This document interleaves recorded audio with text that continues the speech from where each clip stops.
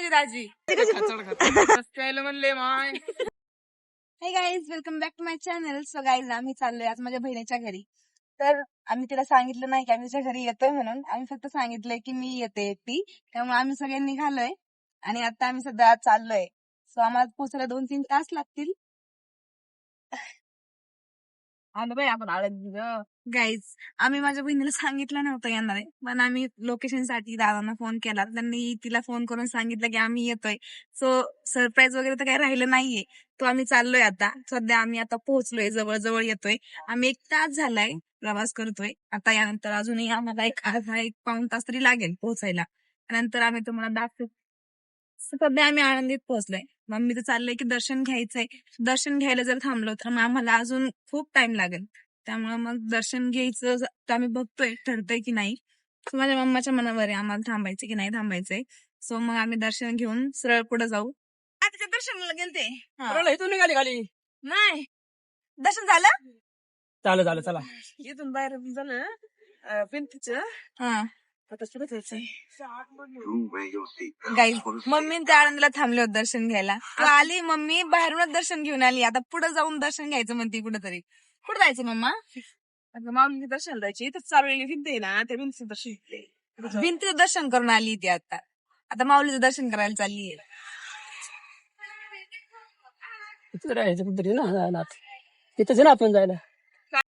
Mummy ते गेले होते दर्शनासाठी, तर आम्हाला लागली होती भूक. तर माझ्या भावाने आम्हाला मस्त पैकी काय आणले खायला? त्याने खायला नाही, प्यायला आणले. थँक्यू. चांगलंय ना गरमीचं.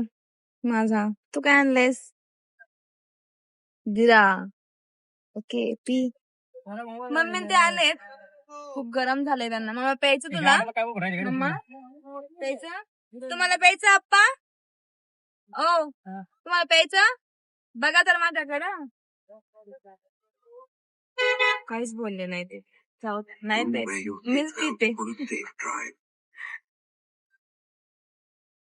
दर्शन झालं? हे कोण लावलं? झालं. काय आणलंय? प्रसाद. तुला प्रसाद प्यायचा का पाणी प्यायचंय? पाणी पी ना. ही पी वाटलं. आम्ही घरी पोहोचलोय आणि आता मम्मी करतीये सरबत. आता काय करताय तुम्ही? काय करताय तुम्ही? काय करायचं बघ. सांगा तुम्ही काय करताय? भाजी. आत्या भाजी करतायत. कोणती भाजी केली तुम्ही? कोणती वाटते तुला? मला आवडेल ती करणार का तुम्ही? हा, करीन चल. मटण करू? करा की. करा ना. खाल्लं असतं का तू? हा, मग मी खाल्लं असतं, बाकी नसतं खाल्लं फक्त. हा, मग तेच गोळ झालाय. मग कोणती केली तुम्ही? बघू थांबा. पनीरची भाजी केलीये. संध्याकाळची ना, आणि तुला माशीची भाजी. चला, सरबत झालंय. आता मी सरबत घेऊन जाते. गाईस, आत्यांना कळलं की आम्ही येणार आहे, त्यामुळे आत्याने आमच्यासाठी भाजी स्वयंपाक सगळं करून ठेवलंय.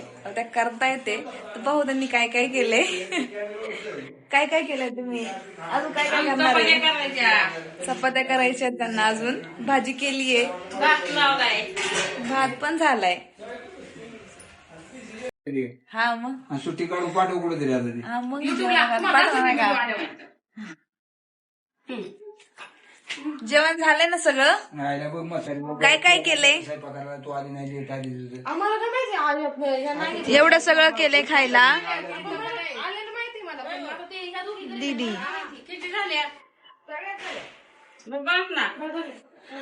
बास की बास. मंदिरात.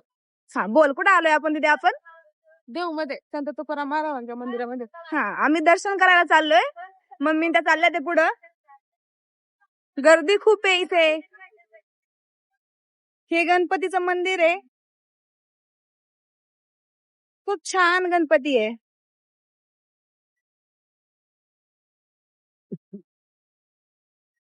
आम्हाला पार्किंगला इतका प्रॉब्लेम झालाय गाईस. आम्ही 15 मिनिटं पार्किंग करत होतो. पार्किंग करून आम्ही निघालोय महाद्वाराकडे.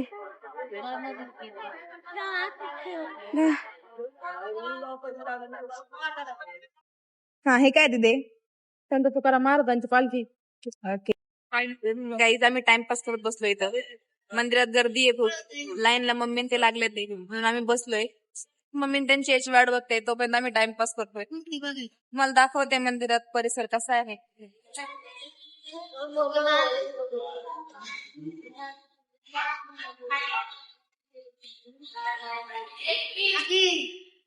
गर्दी होते.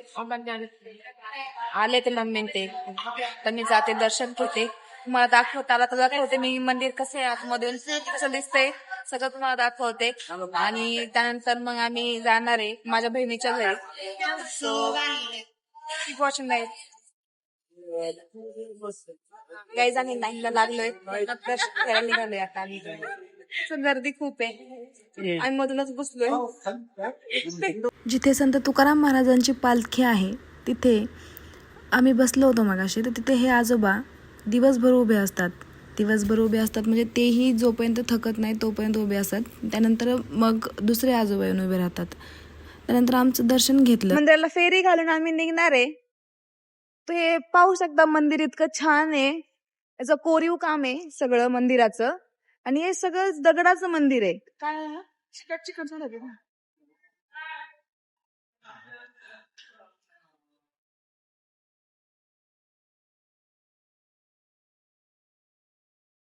खूप छान वातावरण आहे इथे, थंड थंड आहे सगळं. त्यानंतर परत एक मंदिर आहे, कोणतं एक मिनिट, हे कोणतं आहे तिथे, काय इथं इथं काय आहे? शिळा मंदिर आहे. हे संत तुकाराम महाराजांची शिळा मंदिर आहे. संत तुकाराम महाराजांची मूर्ती इथे, आणि याच्याच पुढे विठ्ठलाची अशी भव्य दिव्य रांगोळी काढलेली आहे. या दिदीने काढली आहे रांगोळी. ती खूप छान रांगोळी आहे. त्याच्यासोबत ह्या सगळ्या आहेत. मस्त अशी रांगोळी काढली आहे. गाईज आम्ही गाथा मंदिरामध्ये आलोय आता सध्या गाथा मंदिरामध्ये दर्शनासाठी चाललोय. सगळे पुढे गेले ते, आम्ही पण चाललोय. तर गाथा मंदिराचं व्ह्यू खूप छान आहे, तुम्हाला दाखवते मी. गाईज इतकं छान मंदिर आहे, खूप मस्त. हे ग्राउंड आहे ना सगळं,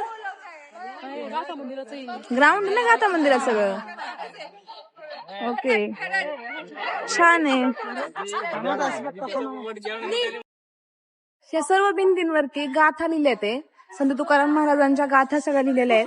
संत तुकाराम महाराजांची एवढी मोठी मूर्ती इथे ठेवली आहे त्यांनी. संत तुकाराम महाराजांचे विचार सगळ्या. मंदिरामध्ये प्रवेश केल्यानंतर हे दृश्य पाहायला भेटलं आम्हाला. यामध्ये जे लिहिलंय ते संत तुकाराम महाराजांची जी गाथा आहे, गाथामधल्या प्रत्येक ओवी या भिंतीवर लिहिलेल्या आहेत. एक एक भिंत सर्व ओवींनी भरलेली आहे. इतकं छान वातावरण होतं तिथे. त्यात सेकंड फ्लोअर आहे, फर्स्ट आणि सेकंड फ्लोअर आहे. तिथे सेकंड फ्लोअरवर गेल्यानंतर तिथे विठ्ठल रुक्मिणीची मूर्ती आहे, आणि तिथे सर्व वातावरण असं आहे की तुम्ही जाऊन बाहेरच येऊ वाटणार नाही असं वातावरण आहे. खूप थंडगार अशी हवा आहे, आणि त्यामध्ये इतकं छान ओवी लिहिलेल्या आहेत. त्या ओव्या वाचून तुम्हाला दिवस पुरणार नाही इतक्या ओव्या त्यामध्ये आहेत. आणि ते तुकाराम महाराजांची मूर्ती खूप मोठी आहे तिथे, त्यामुळे इतकं छान वातावरण होतं. त्यामध्ये मागे इंद्रायणी नदी आहे. इंद्रायणी नदीचा परिसरही खूप छान दिसतो. इंद्रायणी नदी आहे, इंद्रायणी नदीचा हा व्ह्यू आहे. ह्या ओव्या तुम्ही पाहू शकता. एक एक ओवी इतकी छान लिहिली आहे, आणि वाचू पण शकतो आपण. इथे थांबून वाचू शकतो, पण इतकं वाचायलाही आपल्याला दिवस पुरणार नाही. आपल्याला खूप दिवस जाऊन इथे वाचावी लागेल ती. त्यामुळं एका दिवसात तर काही होणार नाही आहे ते. आणि खूप छान आहे. तुम्ही जाऊन नक्की व्हिजिट करा इथे एकदा तरी. आणि त्यानंतर विठ्ठल रुक्मिणीचं दर्शन घेतले आम्ही. दर्शन घेतल्यानंतर आम्ही निघालो बाहेर. दर्शन झाले, सगळे बसलेच इथे, आणि त्यांची यांना ब्लॉग मध्ये यायचं नाहीये, त्यामुळे हे तोडलं. पण दाजीकडे बघा, इकडे बघा, हा हे माझे दाजी.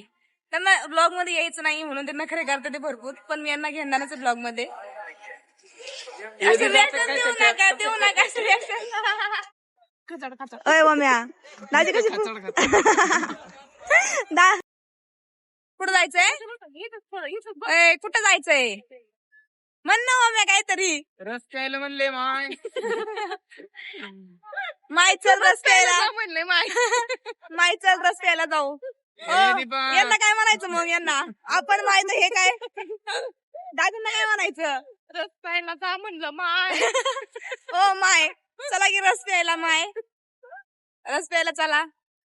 माय बहीण रस्त्याला बोलवते तुम्हाला माय. माय काय बोलतच नाही, बोला की. माय पैसे संपले माय. गेलेत बहुतेक गेलेत. चलो कधी येते गाडी आपली? का चालतच जायचंय आपण? पैसे मागितले काय त्यांना? दाजी फोन तरी करा. फोन करा ना. गाथा मंदिरातून दर्शन घेऊन आम्ही निघालो होतो मावळ भागातील असलेल्या भंडारा डोंगरावर. भंडारा डोंगरावर विठ्ठल रुक्मिणीचं मंदिर आहे आणि तिथून इतका छान व्ह्यू दिसतो. नवला कोंबरे जे दिसते ना आपल्याला, आहे ते नवला कोंबरे, ते इथून सर्व दिसते आपल्याला. त्यामुळे इतका छान व्ह्यू होता. तर दाजीन ते मला दाखवत होते की आम्ही कुठे राहतो, आपलं घर कुठे, काय सगळं. त्यामुळे ते आम्ही पाहत होतो आणि ते पाहून आमची मज्जा मस्करी करून आम्ही सर्व फोटो वगैरे काढून घेतले तिथं. काढू मग इथं रील काढू. अशी रील नाही काढायची आपल्याला.